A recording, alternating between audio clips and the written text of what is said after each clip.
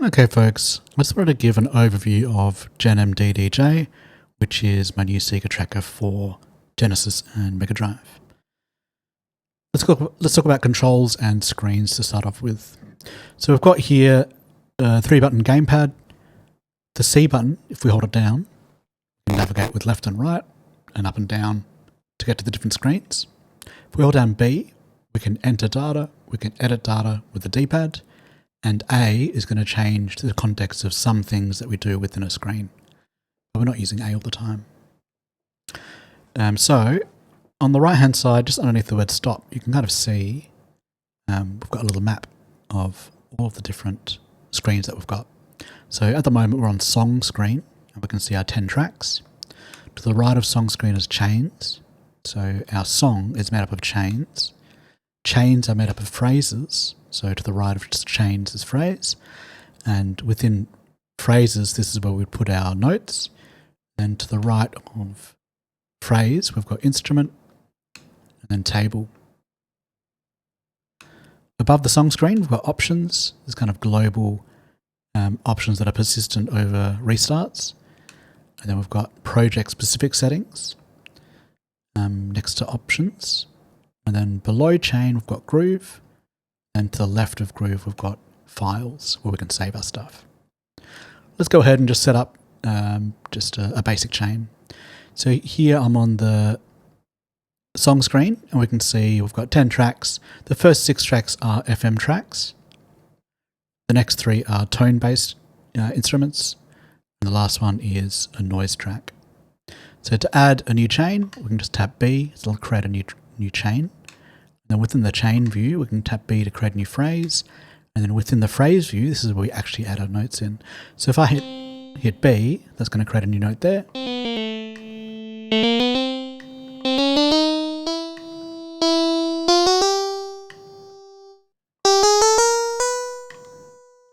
And if I hold down C and tap B,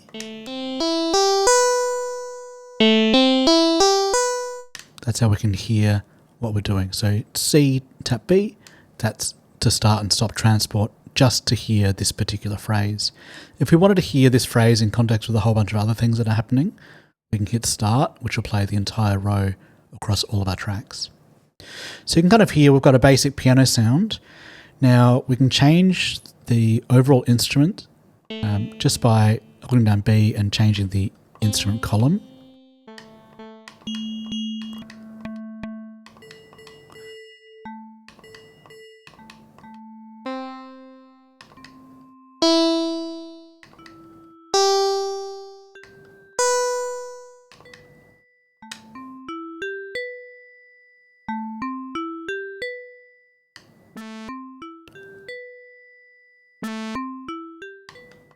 Okay, so let's say we've got instrument number 5 here. Let's go ahead and edit this instrument. C, tap to the right to have a closer look at our instrument screen.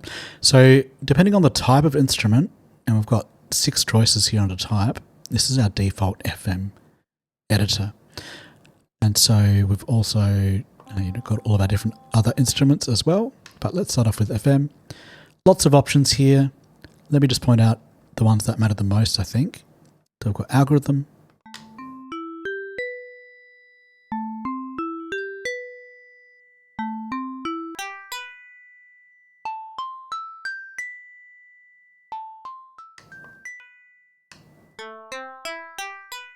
Then we've got mol. So for each of our 4 operators, we've got a whole row of different FM parameters.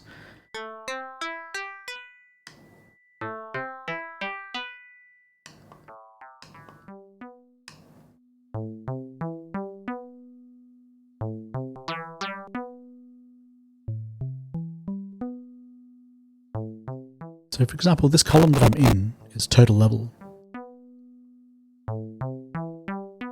And it's setting the level or the amount of modulation or output level for each of our operators.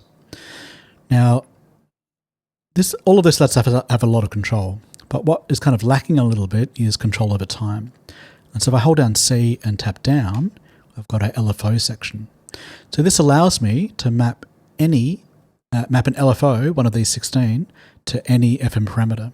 So let's say here, I like the sound of OP2 changing its total level.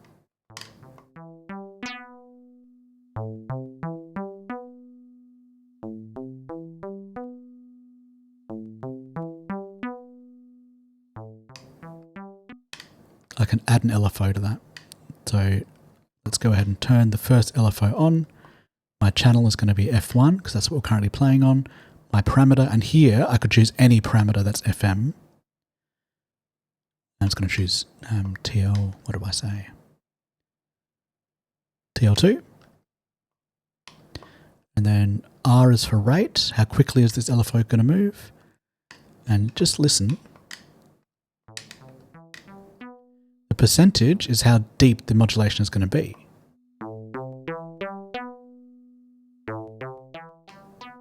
Sync is going to be how, when does the LFO reset?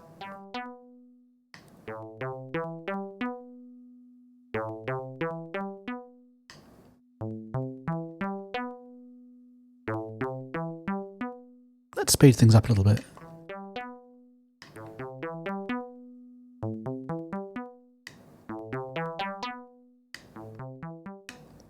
You can always test out these things by just moving them up or down the octave. So wherever you see TSP, that is short for transpose.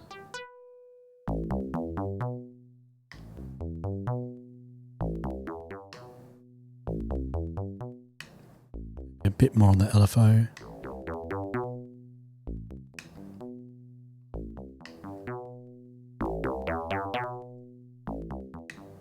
To the right of LFO, we've got echo. So here we can basically turn on our echo so that whatever's playing on F1 is going to be delayed into F2. Got tap 1, which is the amount of time, and RD, which is the amount of reduction of level.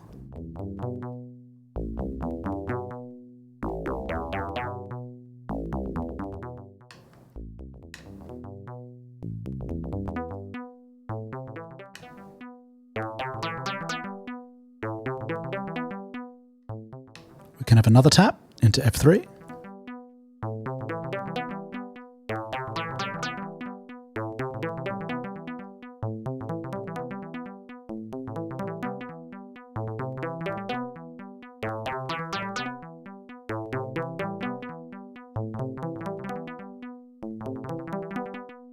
Can have more of a stereo sound.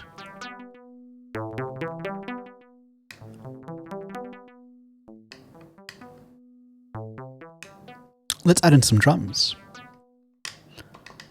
So double tapping on B on an empty slot is going to create a new blank phrase or chain. Instead of instrument 5, let's just go back. I'm just going to use instrument 1.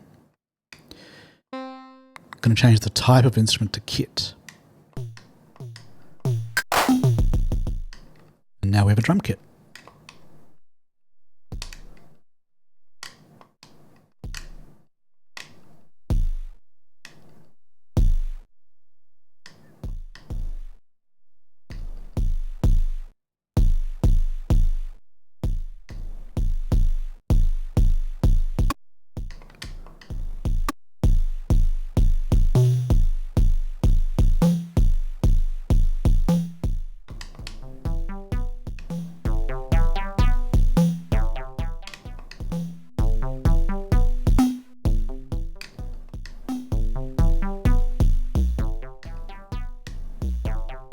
We can change the kit number. So this is choosing different samples.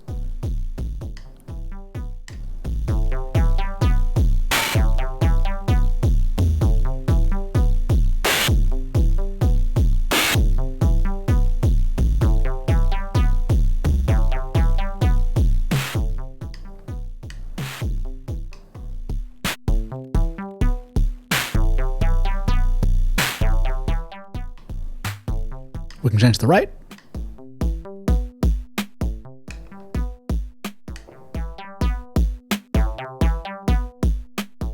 Cool, cool, cool. So that's how we can add some drums to what we're doing. Let's have a look at our tone channels over here. So again, double click on B, double tap B, choose a new instrument number. So here we can change the volume. I'll take that down a bit. And then we've got attack, hold and decay. So that's our envelope.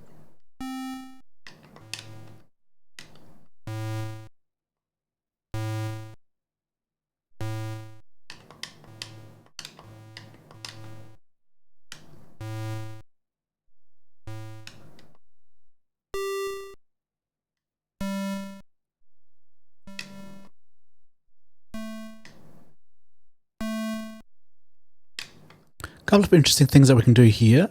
One is, let's say we hold that note for a bit longer, kind of have a long decay on it. We can transpose it. We can sweep it.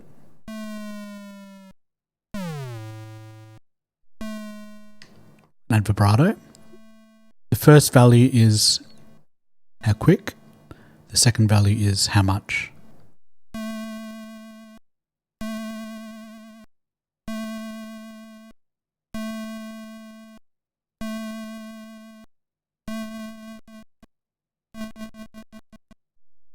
And then we've got tremolo.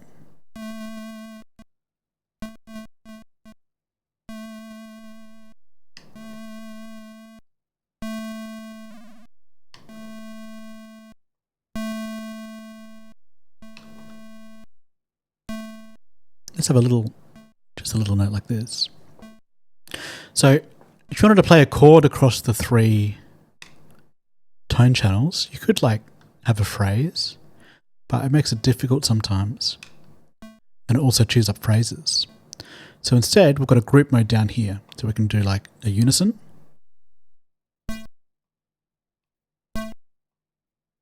Or a fifth. Or a power chord. Octaves, or we can have a chord. So if we want to make a chord, in the command column, we could add a C command, which is then going to be an offset for the chord.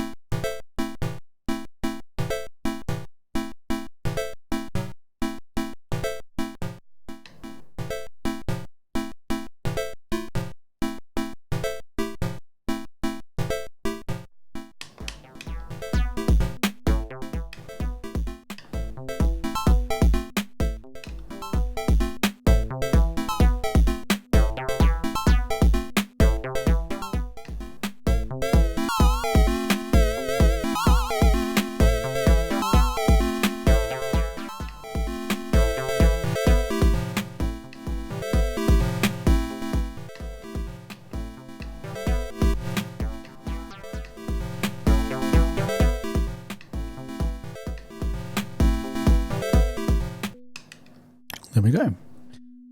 Let's add a bit of noise to this as well. So we'll create a new phrase and chain on our noise channel.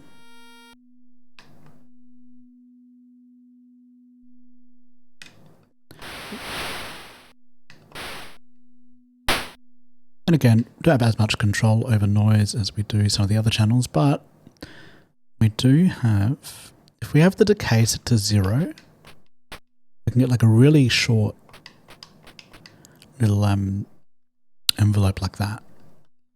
Down here we can kind of set how the noise sounds.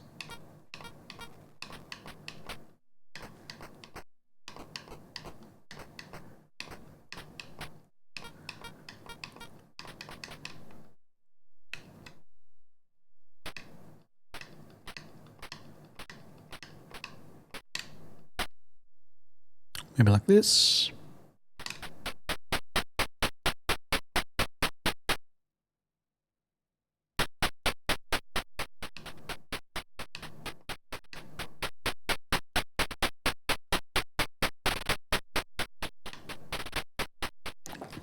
R is short for retrigger, and so we can set how much quieter we want each retrigger to be and what should the timing be between them.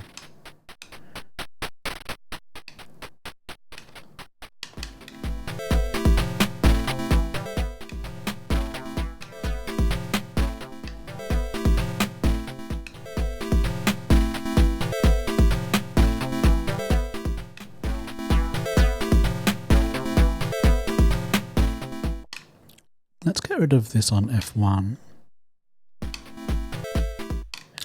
Let's just have a quick look at the wave table instrument. So the idea here is that we have to use channel 6 on the FM as well, because that's where our DAC is, and so the wave uses the DAC. So let's just create a note there. And use a new instrument like this.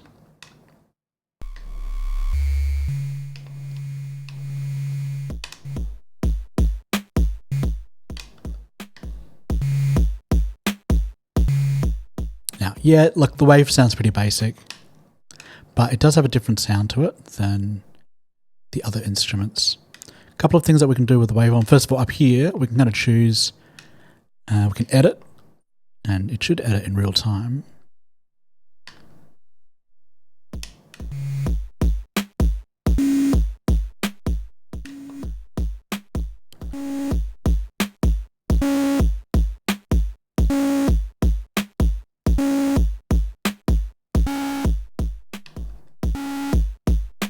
And we can always like recall different presets by holding down B and tapping C.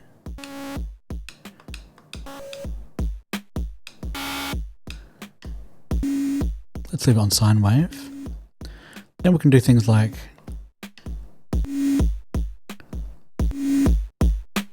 have an envelope.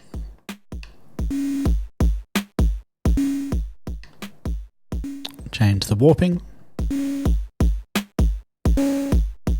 Change the folding.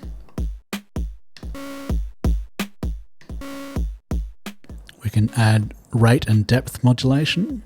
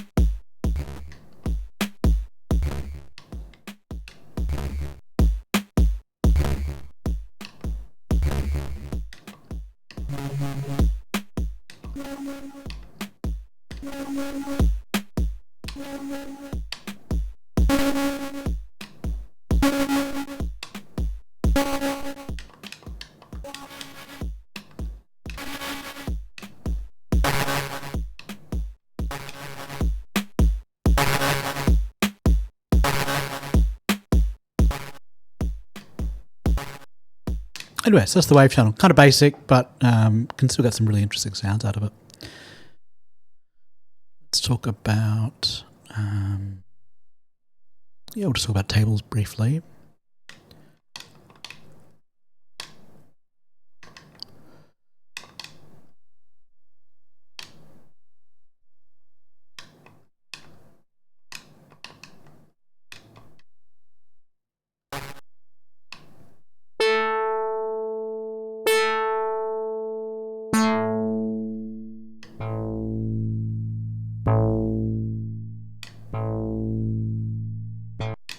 So obviously in the command column here, there's like a whole bunch of commands that we can use. It's from A to Z.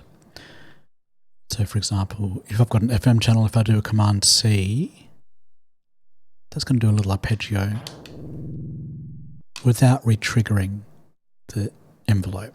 So it's just going to go along. Now that rate is set and it's going as fast as it can. But if I go ahead and edit the instrument and I want more control over, let's say, that sort of thing,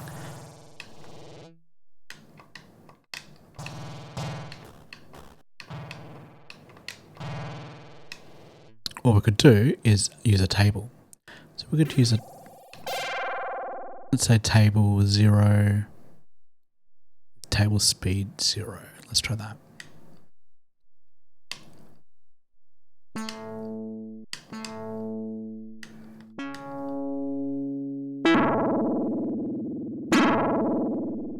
Sorry, table speed 1.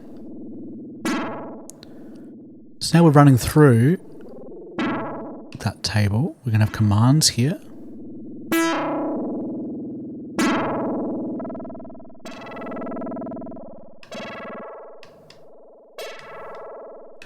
Now we can slow that table down if we want to.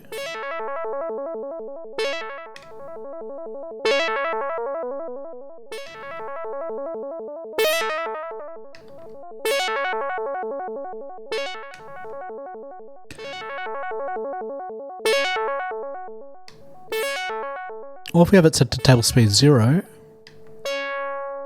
every note that we play is going to trigger the next table event.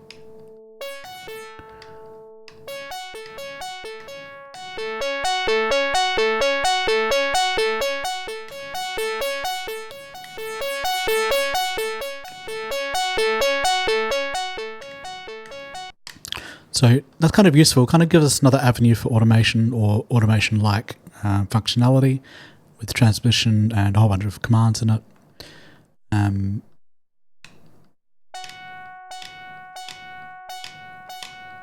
Get rid of these for a second.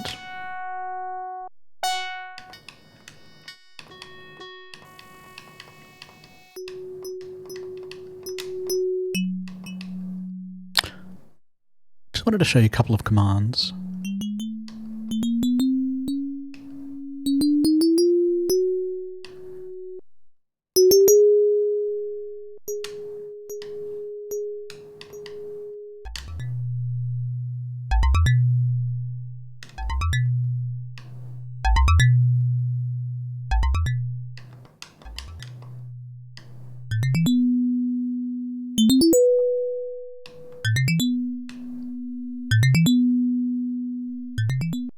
Okay, so let's say we just loop these. H command is hop back to 0 means hop back to the first row here.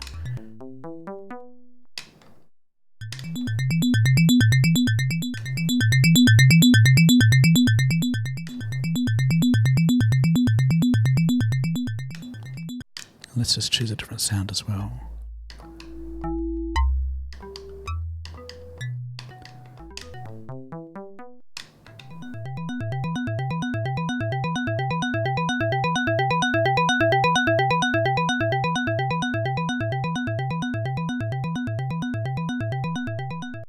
Okay, so let's just concentrate on these 4 notes. So let's say the C, if I only wanted to play the C every second time, I could iterate this row, meaning that we basically create a bit mask and we count, every time we loop this phrase, we have a counter and we compare that counter to a bit mask of the step. And so, for example, if I do I-55, we're going to iterate this, it's only going to play every second time.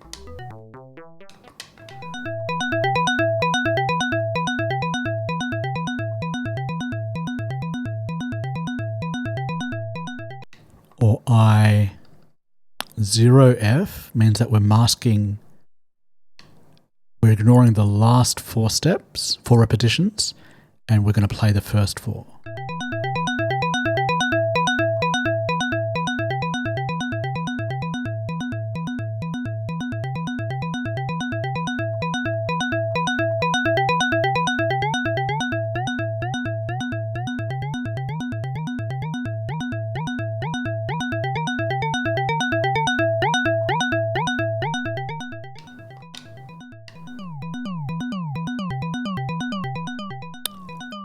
L command is to slide.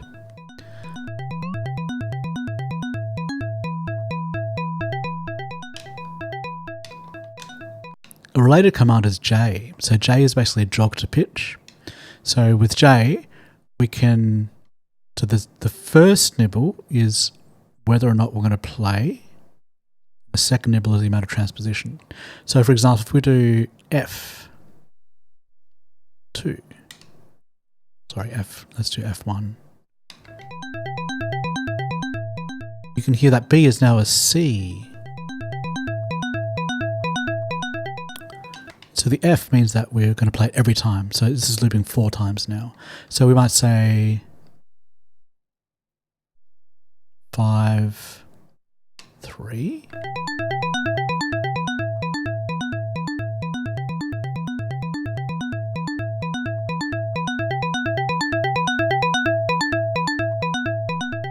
Or 3, 3.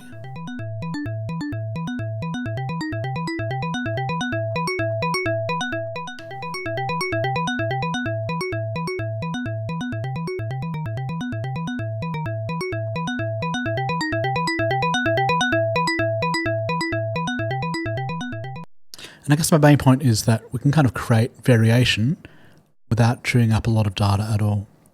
So without having to create new phrases, new chains, that sort of thing.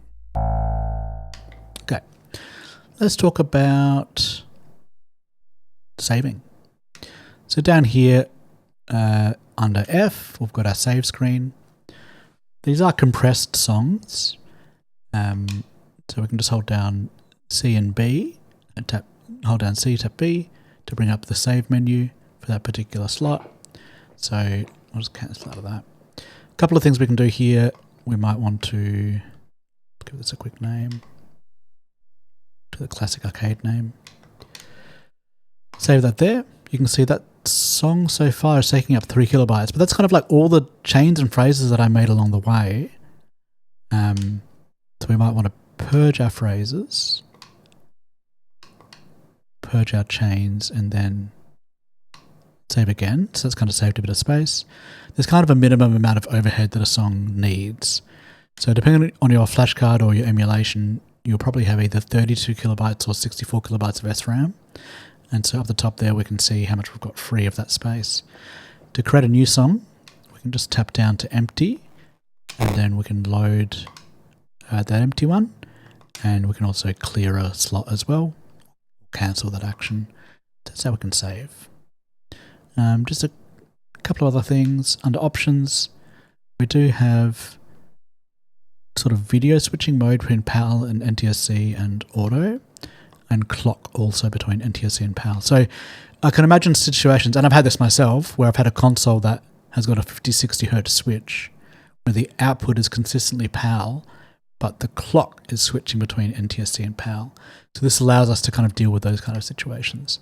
Below that, we've got sync. So this is sort of musical clock input and output. Basically send a master sync out.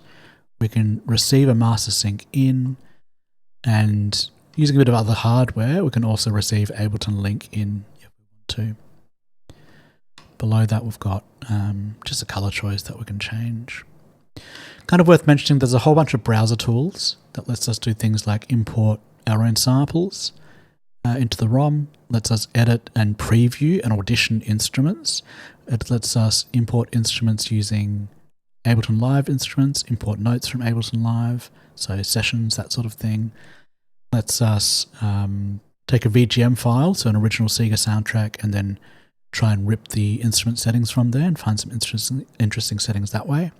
So there's lots of kind of tools that make it really easy to work with, hopefully, to work with this kind of environment. So yeah, just thought I'd give you guys a little run through. Hopefully you enjoyed.